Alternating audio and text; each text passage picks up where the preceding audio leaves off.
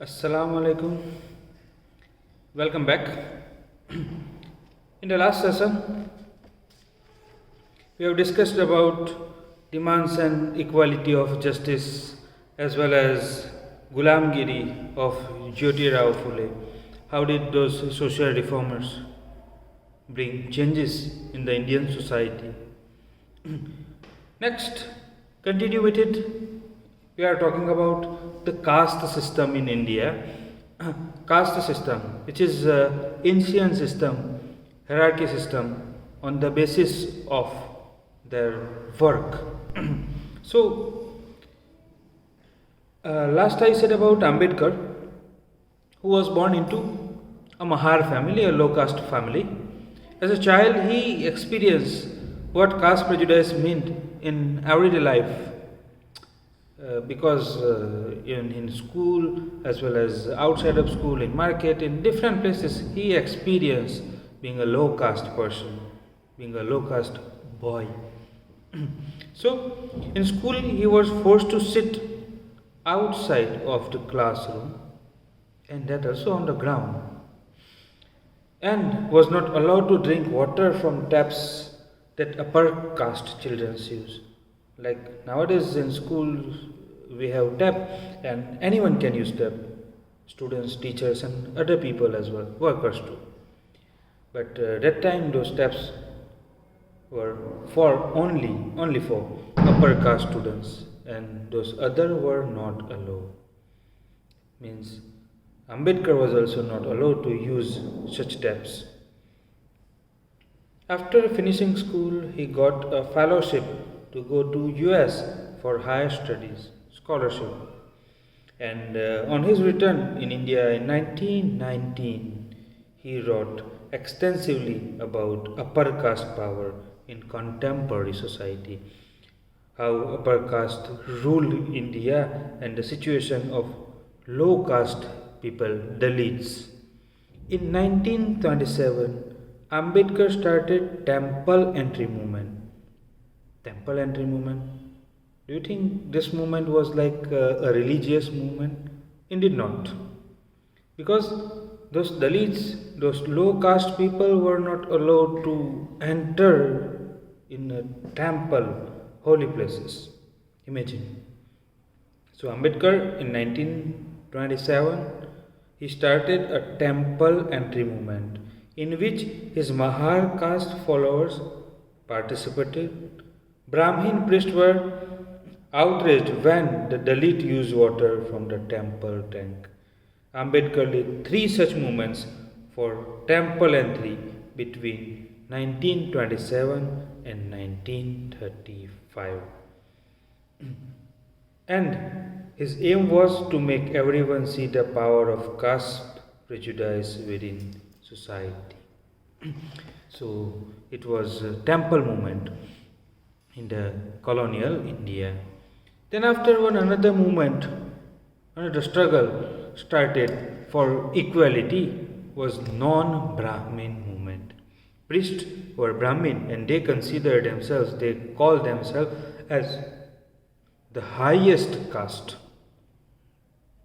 In the caste system, those Brahmins were on the top, then Kshatriyas, Vaishya, and Sudras at bottom. So non-Brahmin movement started against those Brahmins. So in early 20th century, non-Brahmin movement started.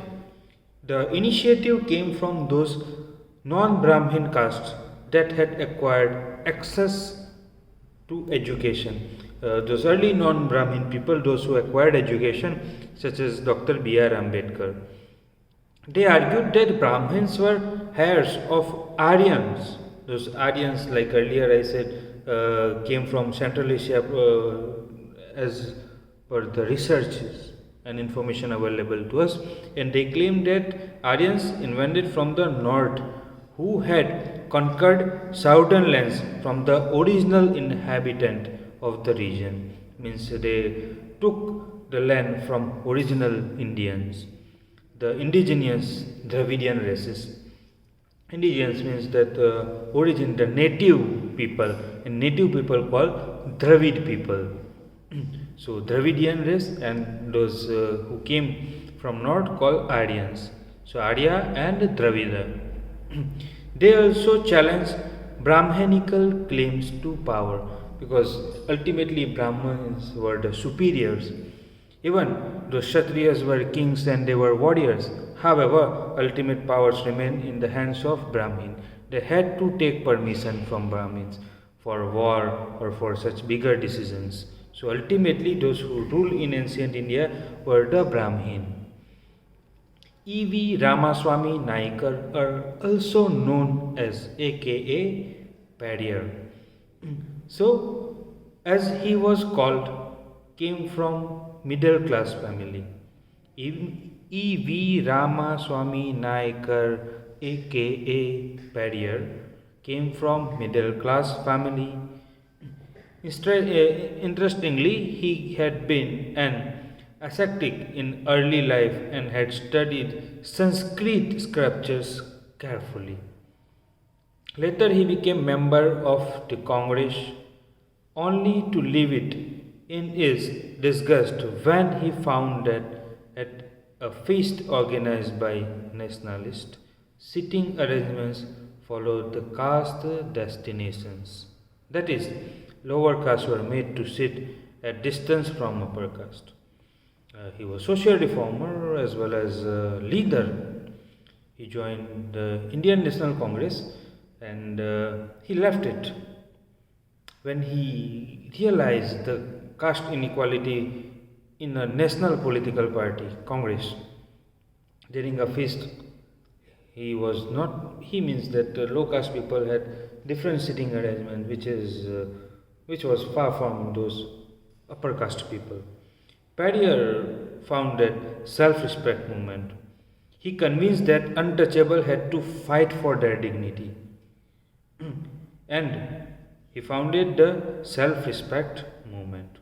He argued that untouchables were the true upholders of an original Tamil and Dravidian culture. So Dravidian, South Indian are Dravid people, and those who were sent to southern region by the Aryas. So he said Tamil and those untouchables were the true upholders of original Tamil and Dravidian culture, which had been subjugated by Brahmins, because Brahmins took over it. He felt that all religious authorities saw social divisions and inequalities as God given. Untouchables had to free themselves, therefore, from all religions in order to achieve social equality. Periyar was an outspoken critic of Hindu scriptures. He didn't like such kind of caste discrimination in holy, in sacred Hindu scriptures. Especially, he was opposed the Manu, courts of Manu, an ancient lawgiver, a holy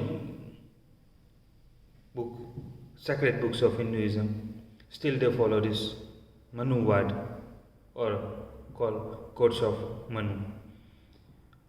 And in courts of Manu, Brahmins describe what the society should be like, system and everything. He also opposed Bhagavad Gita and Ramayana. He said that this text had been used to establish the authority of Brahmin over low caste and the domination of man over women. This is about Padier's view. More about these reformations we'll discuss in the next and the last session of this chapter. So stay tuned, keep watching. Thank you.